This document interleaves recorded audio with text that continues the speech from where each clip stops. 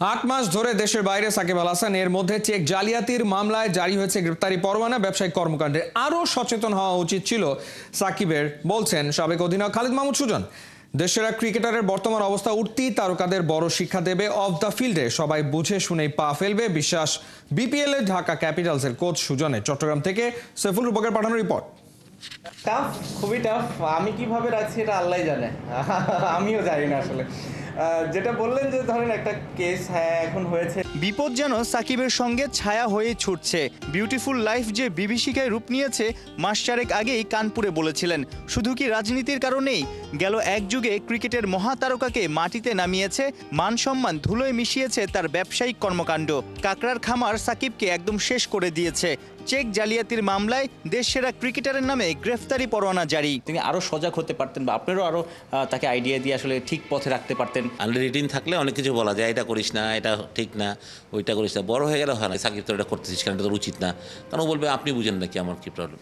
ফট করে এই কথাটা বলে আমরা সিনিয়র হিসেবে তো এটাও আমাদের লজ্জার ব্যাপার হবে না, কারণ আসলেও ও তোর ভালোটা বুঝে। ব্যবসা যখন করতে যায় অনেকে হয়তো তার নাম ভাঙিয়ে কাজ করছে, অনেকে হয়তো তাকে পার্টনারশিপ দিবে, বাট ওই আরেকজন পার্টনার কীভাবে ব্যবসাটা রান করছে, এগুলো তো আসলে দিন শেষে নামটা কিন্তু তার নষ্ট হচ্ছে। সাকিব আল হাসান এটা সাকিব বুঝেনি। হ্যাঁ, সাকিব তো একটা ব্র্যান্ড না, Shakib Al Hasan himself is a brand. তো আজকে যদি আমি বলি সাকিব আমি একটা একাডেমি খুলবো, তোর নামটা লাগাই দিই যে সুজন সাকিব ক্রিকেট একাডেমি, তো সাকিবের নামেই তো আমার একাডেমি ভালো চলার কথা, রাইট?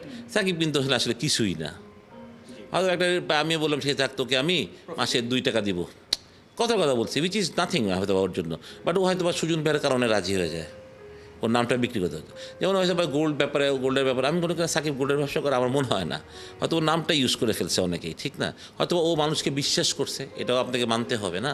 আর আমি যদি সুজন ভাই যদি ওকে ঠকাইতে পারি তো যে কেউ ঠকাইতে পারে। মানে আপনি যদি কাউকে বিশ্বাস করেন তখন সাকিব তো নিশ্চয়ই ওই লোকটার সাথে পরিচয় আছে বলে এই বিশ্বাসে ওর নামটা বিক্রি হয়েছে, কিন্তু ওই লোকের মাথায় কে সেটা তো সাকিব সব সম্পূর্ণ যায় না, এটাই সাকিবের ভুল। শুধু বাংলাদেশে নয়, বিশ্বের নানা প্রান্তেই অলরাউন্ডারের ভক্ত খুঁজে পাওয়া যায়।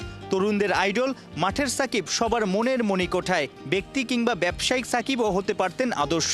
যত বড় তারকা তত এন্ডোর্সমেন্ট, আসলে বুঝে শুনে আগাতে হবে বা কার সাথে পার্টনারশিপে যাব।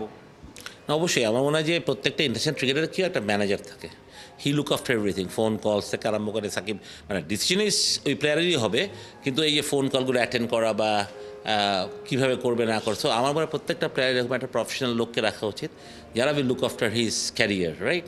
যে কোন ফাংশনে যাবে, কোন ফাংশনে গেলে তার জন্য ভালো, কোনটাতে গেলে তার ভালো না, এটা অ্যাসেসমেন্ট করার দায়িত্বই। সাকিবের জন্য একটু কষ্ট লাগে এই সময়টাতে, চারদিক থেকে বিপদ আসছে সব দিক দিয়ে। অনেক লাগে, মানে আমার চোখে সবাই আমার ভাইয়ের মতো না, মানে ছোটোবেলা থেকে ওদেরকে দেখছি, কিন্তু তার 17 বছরের ক্যারিয়ারকে আমরা মিলাইতেছি কেন খামাখাতে? আমার কথাটা সাকিব ভুল করছে, 7 মাসের একটা ভুল করছে, কিন্তু এমপি হিসেবে কিছু করেও বলে আমার মনে হয় নাই। শপথ নেওয়া ছাড়া মনে হয় কিছুই করেনি। তো এখানে আমরা তাকে মাফ করতে পারলাম না, আমরা দেশ হিসেবে মাফ করতে পারলাম না, কারণ আমাদের সোনার ছেলে যে বাংলাদেশ ক্রিকেটকে এত বড় একটা মর্যাদায় নিয়ে গেছিল, বিশ্বের সেরা একটা, তাই এই ছোটো একটা বিষয়টাকে আমরা ছাড় দিতেই পারতাম। সাইফুল রূপক, 71, চট্টগ্রাম।